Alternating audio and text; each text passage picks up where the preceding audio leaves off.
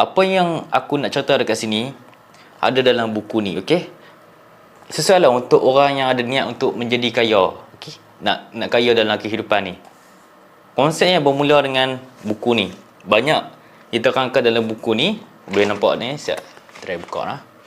Dalam buku ni memang dia akan ajar lah macam mana kita nak tambah kita punya rezeki, nak tambah punya kekayaan, kita punya ketenangan, semua dalam buku ni, okey?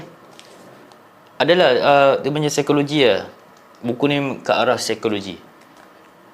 Buku ni dia mahal sikit sebab dia punya kualiti buku dia. Tapi jangan tengok harga dia, tengoklah pada investment untuk hidup, okey? Ilmu ni bila mana kita spend, benda tu akan jadi snowball effect tau. Dia mula besar ni, lagi banyak kita spend, ilmu tu akan makin besar. Ataupun aku boleh bagi macam ni lah, macam investment lah. Dia akan jadi compound lah.